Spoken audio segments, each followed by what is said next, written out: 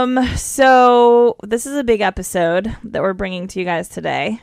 Cranberries have a new album coming out at the end of the month, and Dolores, old hits, a couple new hits. Yeah. So Dolores O'Riordan from Cranberries came on Soul Sisters, which, yeah, she's a badass. She even sang a little bit for us on this one, so you're in for a treat, guys. There you go, Dolores from Cranberries.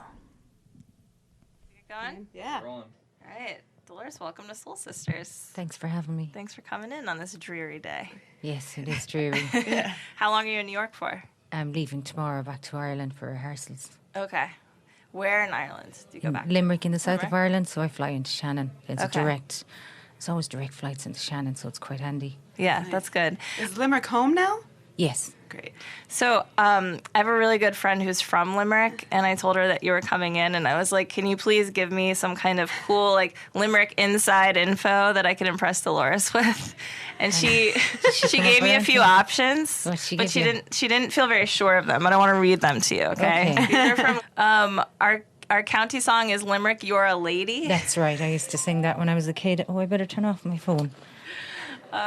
Do you still remember it? I thought that was the funniest name of a yeah. song. Yeah, I do remember it, actually. I used to sing it. It was my party piece. Really? My mum used to have me sing it at family get-togethers. Limerick, you're my lady, your Shannon water, tears of joy that flow. Yes. So you grew up singing that? Yes. Was that something that all the kids learn in school, or where do you learn that? Yeah, we learned Just it in family? school. Yeah. Okay. Okay, also, she said, I believe we were crime capital of Europe during the 80s and 90s. But it's shaking it. You know, now Limerick's a different city, and they got the award for the City of Culture in this European award ceremony. And I actually played there was an event, and I played at the event in Limerick New Year's Eve 4 years ago, 2012. And it was actually through that event and through playing at that event that the decision I'm having my tongue tied up here, to do an album with a quartet came from that event. Oh, wow. Because you played with strings? That's right, we played with a quartet. And you record, I mean, a lot of your music has strings, but you never played a full tour with strings. That's the difference, right? That's the difference, yeah. That's so exciting. Cool. Okay, well, those are all of Liz's little Limerick trivia items. How soon after you joined the Cranberries were you, like, not able to have a normal undercover life in Limerick? Like, how quickly did things change for you? Pretty much straight away, because Linger went to top 10 in America. So once I left Limerick in 1990, I suppose it was 1990, I came back about a year later, and we were absolutely massive, you know. In a it's a smaller town, right? It's a small town, yeah. I'm curious what it was like. You grew up with 6 siblings. You were one of 7, is that right? That's right. Okay, where did you fall in that? I was the youngest. Wow. So what was that like? Was everyone given the musical option? Like, how did music come into your life? I ended up being the most musical in the family. I started playing the tin whistle when I was 5 and Irish dancing and singing. And were your siblings doing similar dancing? Yeah, a couple of my younger brothers did Irish dancing, but they didn't like it. They went into sports more. My sister was a great Irish dancer, and she's very creative. She's always drawing and painting and writing poetry and stuff.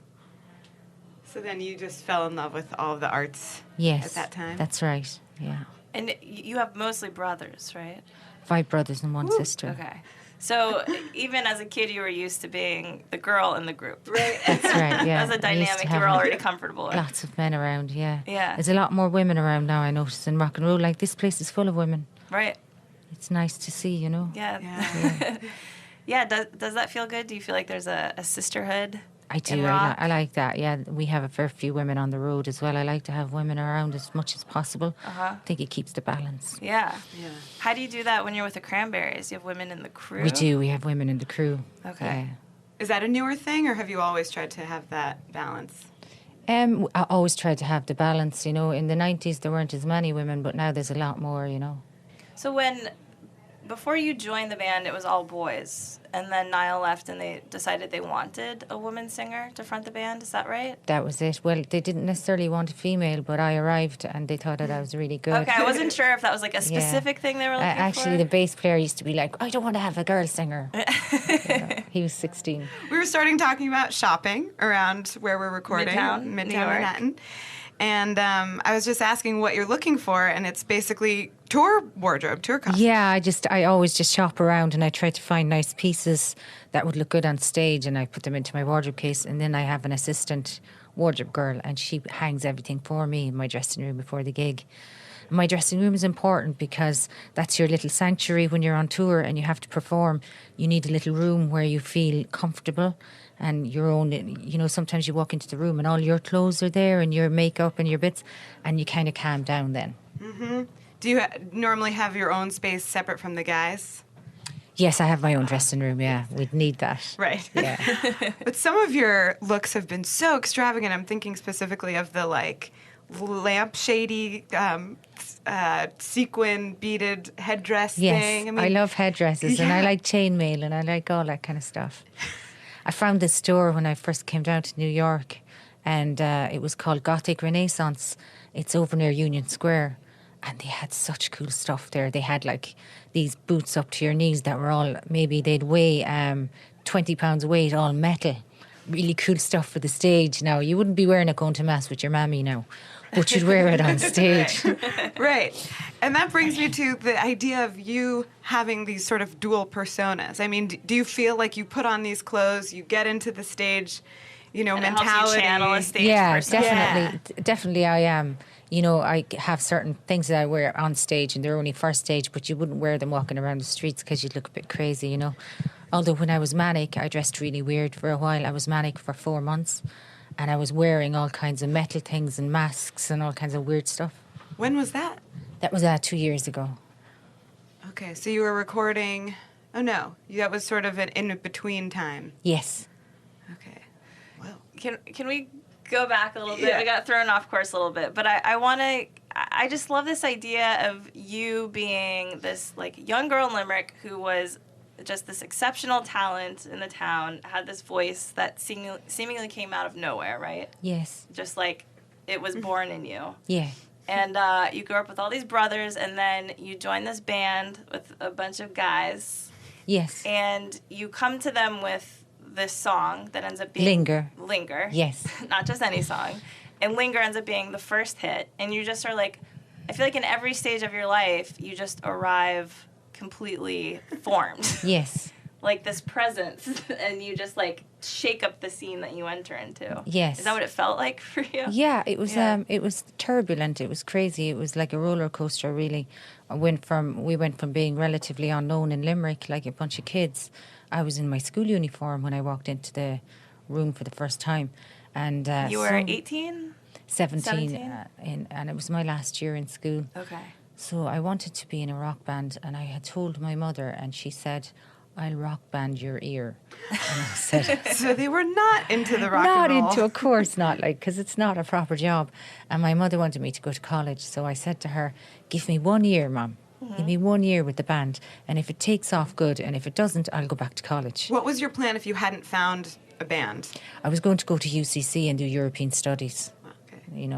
It sounded like an interesting course to take, and being that the EU was for me and all at that point, I thought it'd be good to do European Studies, Yeah. So I went off with Cranbridge, and sure, within a year we were top 10 in America. That's insane. We just got really lucky, so I never went back then. Right. I read this fascinating profile that Rolling Stone did with you in '95. Yes. So this was, I guess, 5 years-ish after the band forms. Yes. And you are so young, but you speak with such wisdom. Yes. And you've gone through so much, and you've already learned so much, and you can already look back on your work and reflect on your work. Yes. And the music industry. It was so interesting to read you in that moment in time, especially because you guys just had your 25th anniversary a couple years ago, right? Yes, that's right. And you mentioned in that profile that you were talking about the chauvinism in the music industry. Yeah. And you said something about how you were glad that you were married young because you felt like it shielded you a bit from that. Yes. But I wonder in what ways you still were experiencing it then. Do you remember specific ways in which... Chauvinism. Yeah, why... Yeah, what you were thinking of at the time. Well, I mean, not everybody wanted a female to be the front face of a big band, Yeah. It was definitely more male dominant at the time, Mm-hmm. And so you had to be much stronger than a man to actually make it. You had to be 3 times better than a man had to be, you know. Right. It's like a lot of male-dominated careers. Mm-hmm. You know, you Or like do all have careers. to be 3 times better than the man to get Right. to the same place. Right. You And know? you were the songwriter Yes. for almost everything. Did you experience that people would often assume that the guys wrote the songs, or you know that like they just would assume that you did less than you actually did for the band? Not really, because we did a lot of press, you know, That's so we true. clarified that pretty much immediately, you know. Yeah. Right, it was out of the gate, just like, I mean, that kind of instant fame at that time. Mm-hmm. You know, you hear these stories, and today it's so different, and also the same way you can just sort of blow up out of nowhere. But Yeah. how that happened. Yeah. In your first 2 records, you had like 4 of the greatest hits that you've had. Yes. And you wrote them as such a young person, and they are so like reflective and wise and mature. Yes, and they haven't really dated that much. Right. Because our music, we kind of had our own style and we didn't fall into any categories and we weren't really copying anybody. We were just kind of making our own sound and trying to do our own thing. And I grew up with so many different types of music, old world music, you know. In the church, I was playing the organ and I used to do a lot of Gregorian Latin stuff, you know. Like I was singing the Panis Angelicus and the Ave Maria at a very young age. And those are very hard hymns to sing, you know. And then also I was involved in traditional Irish music. So I used to go to a lot of competitions with school bands.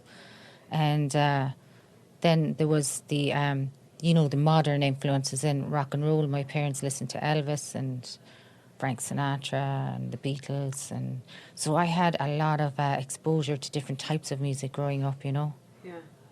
Yeah, I mean, sure, when you think of the Cranberries, you remember you guys being so ubiquitous in the 90s, but I don't think of it as being a 90s sound, you know? Like there's just rock and roll sound. It's not a dated sound right, to my it's ear. I wouldn't put you evergreen. in a category with other bands that sounded like that. Yes. You know, and it's remained a very singular sound. Yeah. Yeah. Yeah. Which is why I'm curious your feeling of how you know when a song should be a Cranberry song versus now a Dolores O'Riordan song or even a dark song. You have other projects now. Yes. And how you conceptualize, like, okay, this feels different, or what is it that is a Cranberry sound for you? Or Well, sometimes I'll write a song, and what I do now is I have like a box, and I write songs and I put them into the box. I just keep them all on file, and then when it comes to releasing something, I can pull them out, and I'll say to the Cranberries, "Try this one." It'll be demoed and it'll be recorded, but I want them to try and play it and see what what kind of magic they're going to bring to it, you know.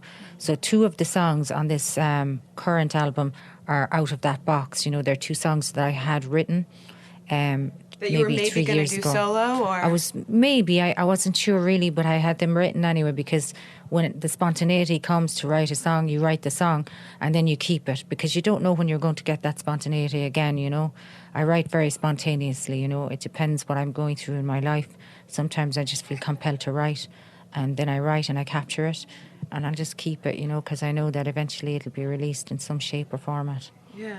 Because your songs very much tell the story in a very simple, not too revealing way, but tell the story of your life. Yes. And so I imagine that, right, when something's good, when you're going through something, it's songwriting. reflected in the work, it's reflected, like. and it's not so much a challenge to get to songwrite, because it's feels like almost a therapeutic thing Yes, for you. it's very therapeutic. And there's 2 bonus tracks on this album. One of them is called Why, and that one. That's a bonus track? Yes, it's an single, extra too? track. Okay. Yeah, it's a single. And I wrote that after my father died, and it was about 1.5 years actually after he died, you know. Because when you first lose a parent, I think you're so overwhelmed with sadness and tears. Every morning when you wake up, it's a shock, and you get sick to your stomach every single morning because you realise they're gone. But it takes a long time to get used to waking up and to feel normal again, because there's somebody in your life like that forever, and then they're gone. So then it took me a while to get over the initial shock and to actually be able to write something good, you know.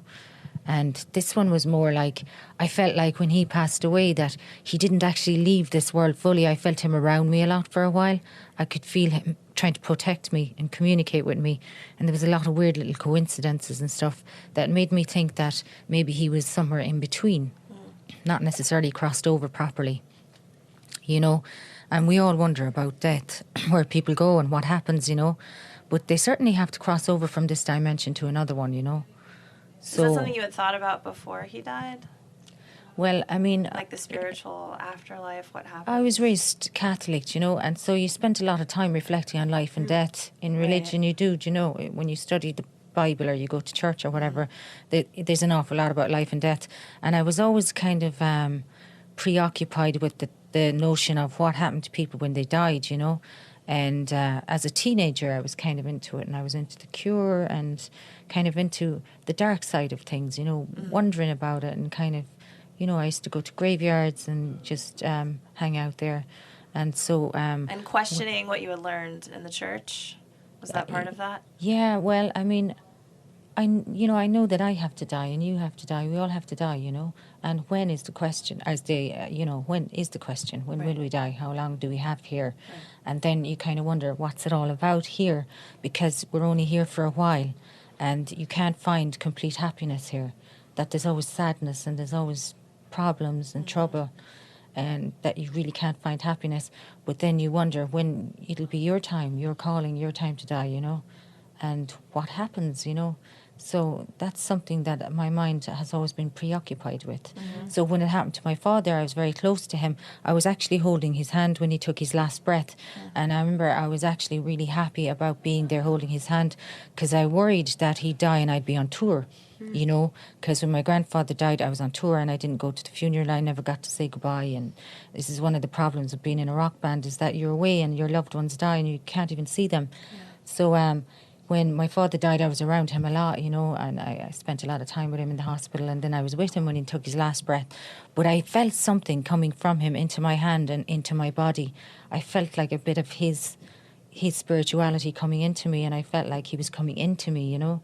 And then I felt like he was inside me for a little bit, for a while, that his spirit was in my spirit, you know, that we were caught up. And I felt that I had to let go. It took me a year and a half or 2 years. Wow. And you wrote this song during that time? Yes. Wow. Well, on the other side of that, you've been inspired a lot by the birth of your children and your children growing up. How quickly did you turn that sort of energy of being a new mother and being a mother into songwriting? That came really quickly, because you're so ecstatic and high when you have a child, when you bring a new life into the world, you know. It's like a little person, and it's such a beautiful gift, and you're so positive. And again, it's that thing when you wake up in the morning and you kind of get a shock and you go, oh, I have a child. And you kind of run over and or they wake you crying. But every time you look at them, it's the most uplifting feeling, you know. You're just so happy with the fact that you have this beautiful little child. And it's actually probably one of the happiest experiences in life women get to have, you know. And you had that so soon after starting the band too, right? Yes. Your first child? Yeah, my first child, he's 20 this year now. Wow. Oh, man. Did having children distract you from grappling with death? Or I've heard it can have the opposite effect, that having kids makes you really think about death, because then you feel like you're teed up to be next, because they're the new ones on the planet. You feel like you're the generation shifting up along. Yeah, I found that when I had my kids, I was really happy, you know, really positive. But it was a little bit hard, though, because I always thought, oh, I have this little baby now, and I have this career. How am I going to get back on tour? How am I going to balance it all, you know? Yeah. It was quite hard trying to juggle having children and going on tour and recording, because the touring life is not compatible with children, you know. It's very difficult. You can't just bring them on tour, although I brought my 2 children on the road with me in the bus until my son was 5 and my daughter was 3. Wow. And they lived in the tour bus with me. But I would base them in a hub. Like I would base them in New York, and then I would just travel to Boston back and forth to them. And I did a lot more traveling, and it's quite a task to juggle children and rock and roll together. On such a gigantic level. Yes. I mean, you were adjusting like to two giant lifestyle changes in a matter of 7 years or something. Yeah, you always feel pulled, you know. You feel pulled between trying to be in the band and trying to be on stage and trying to be the singer, but then trying to be the mother. You know, you feel kind of dragged. I've always felt pulled. Ever since I joined the Cranberries, I've felt pulled in different directions, you know. Yeah.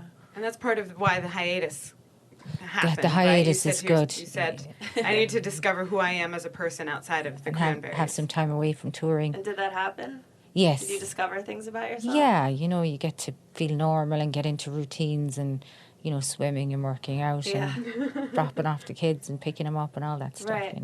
But, I mean, you also kind of became an adult in a moment when you couldn't do, like, that much alone time, sitting with yourself, just being with yourself, the way that people who aren't in the spotlight can do that in their 20s. That's right, and I think artists, we tend to be quite childish or childlike, because what happens is when you're on tour, you have people doing everything, normal things for you, normal things like your clothes are laid out, and you don't have to think about calling a car. The car's sitting there. Right. And you don't have to think about having money, because generally everything's looked after that way. I remember being on tour when I first joined the Cranberries and being on the road for like 5 years.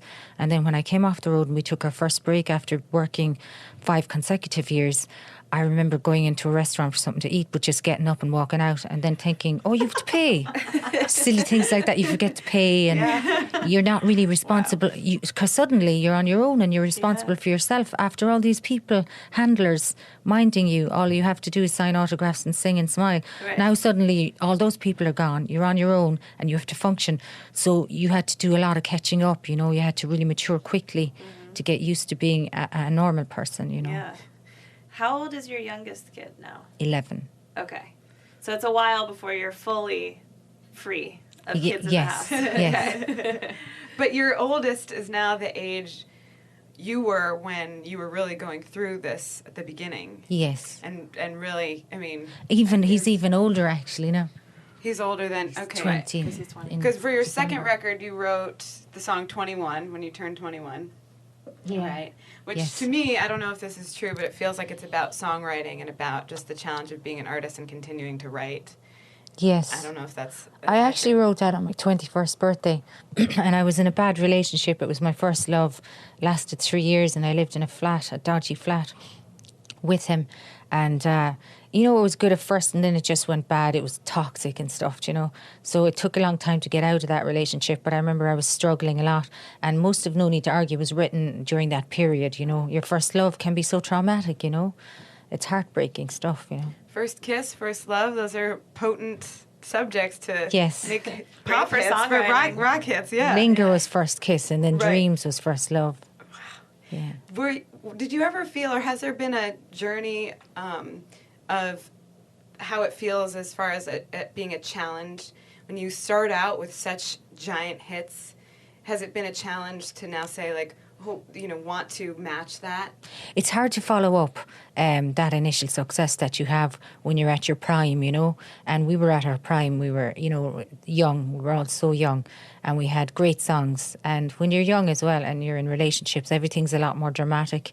Like, as you get older, it's not as dramatic. It's just more practically problems, If you have a breakup in a relationship, you kind of deal with it practically, but you're not like, oh, I can't sleep.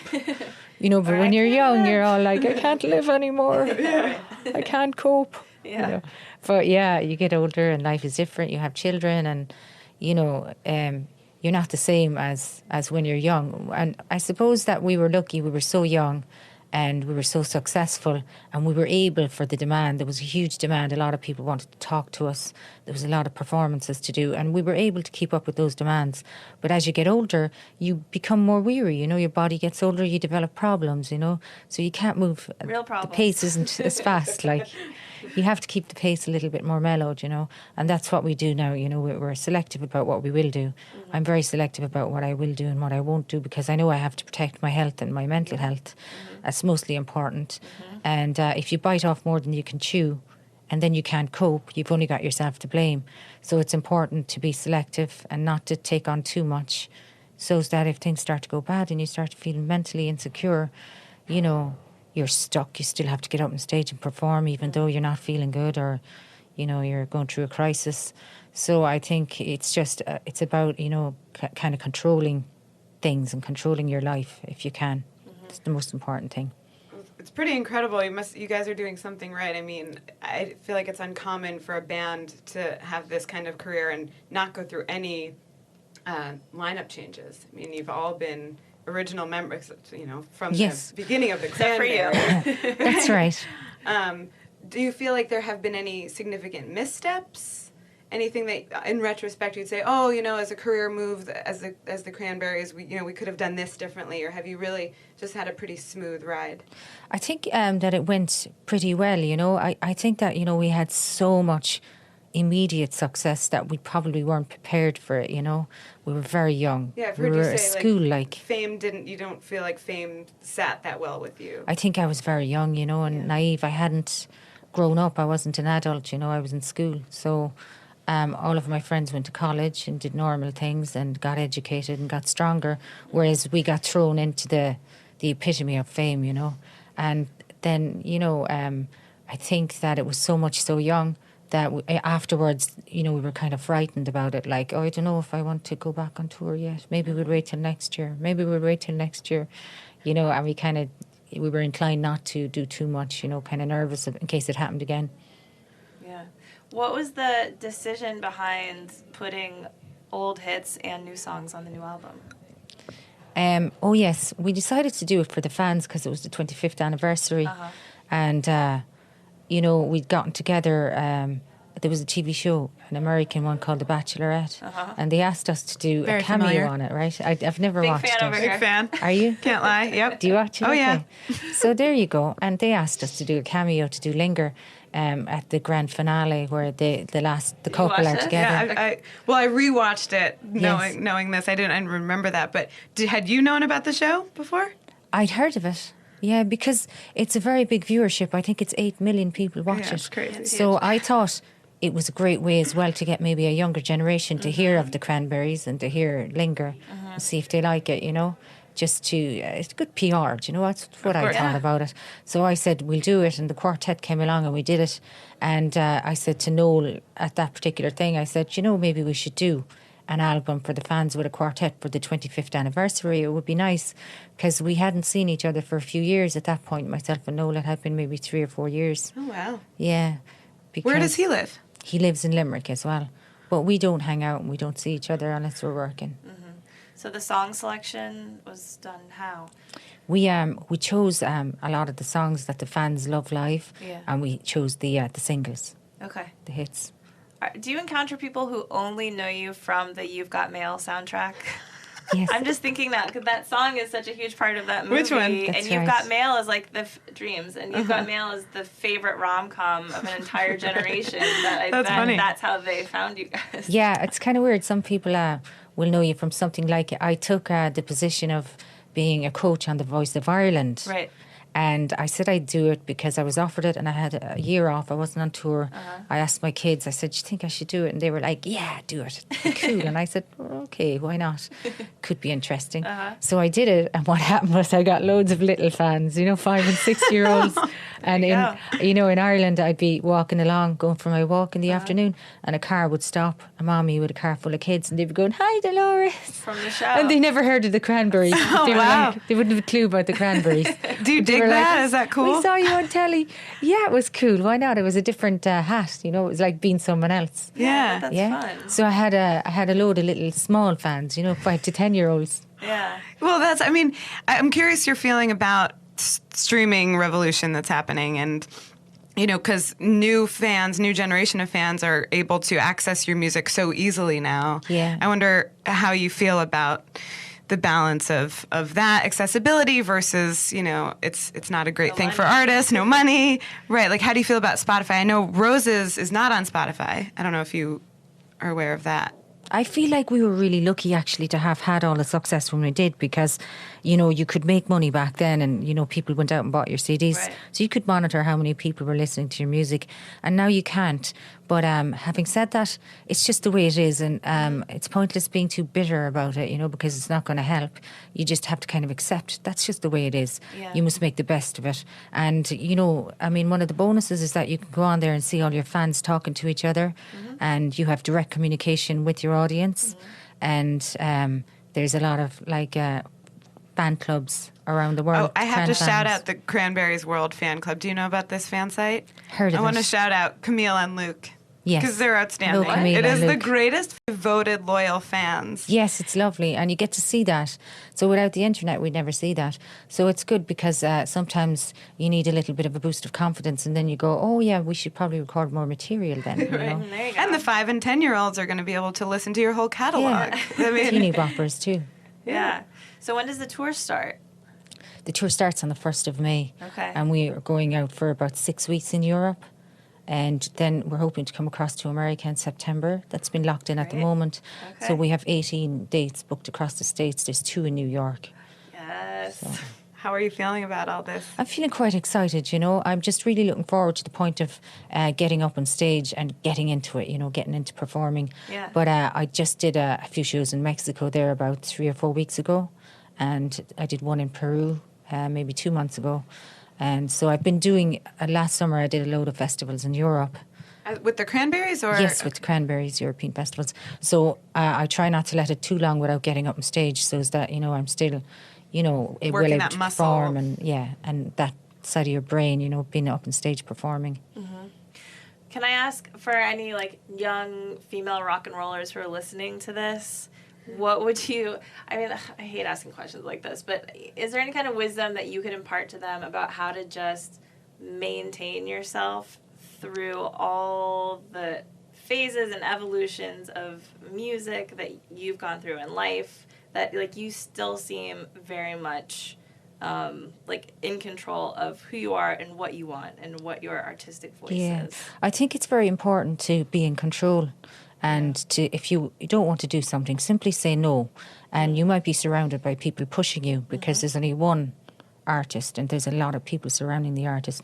But it's very important that you remain firm on the ground that, no, I don't want to do that, or I don't want to wear that, or, you know, don't put yourself into a situation you don't want to be in because, you know, you might fall out of control then. It's important to try and stay in control of your own life, your own career and your own destiny. Amen. Yes. Great advice. Great advice. All right, Something Else is out on April 28th.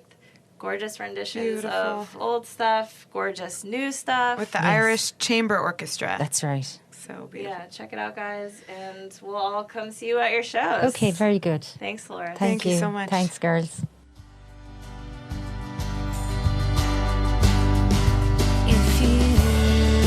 If you could return, don't let it burn, don't let it fade.